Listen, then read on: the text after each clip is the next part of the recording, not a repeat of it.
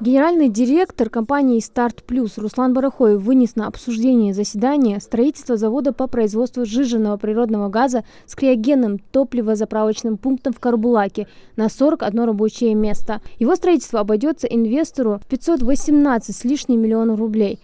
Наша компания «Старт Плюс» планирует реализовать инвестиционный проект на территории Республики Ингушетия. Наша цель – построить завод по производству СПГ и криогенного топливозаправочных пунктов, а затем продвигать продукцию на рынке СКФО.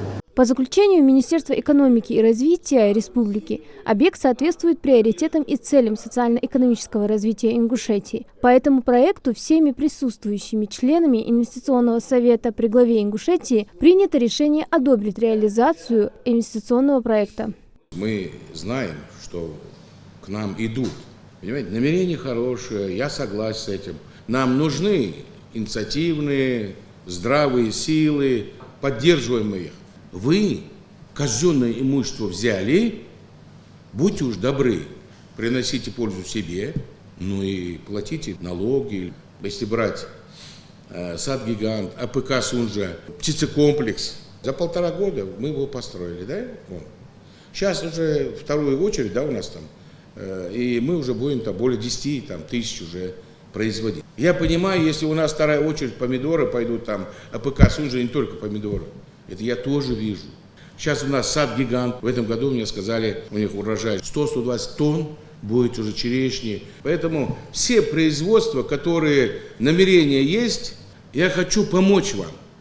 Одобрение на реализацию проектов получили еще 2 заявителя. Это строительство первой очереди мукомольного комбината с элеватором в Карбулаке общей мощностью 100 тонн зерна в сутки по производству муки и отрубей. Инвестстройпроект по производству очистных систем разных видов.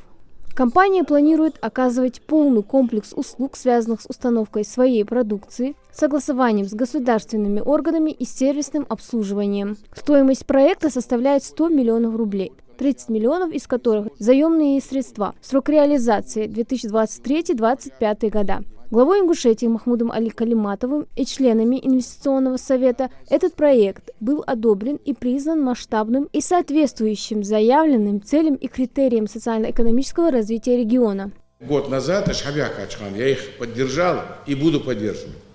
То есть у них есть для дачного домика, у них есть для частного домика, у них есть для заводов большие очистные. И знаете, я просто уже сколько раз говорил, Хаштигович, хотя бы у себя дома начните делать, посмотрите, какая чистота. Ни запаха, ничего.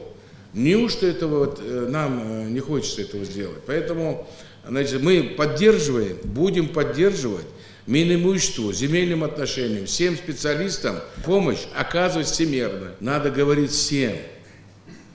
Мы находимся на грани экологической катастрофы. Поэтому в этой части особенно многоэтажки и этажки. Глава призвал Кабинет министров проявлять внимание и заинтересованность в решении проблем инвесторов. Бизнес должен быть прозрачным.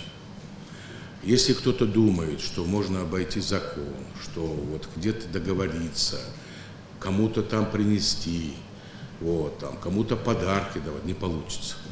Надо реально смотреть на ситуацию, которая есть. И мы ее будем поддерживать. Лично я и правительство. Инвесторы – это потенциальные доноры нашего бюджета. Они платят нам налоги. Поэтому не вздумайте чинить им препятствия. Оказывайте юридическую, консультативную и другую помощь. Создавайте для инвестора максимально комфортные условия, чтобы ему захотелось с нами работать и вкладываться в развитие региона, резюмировал глава Ингушетии.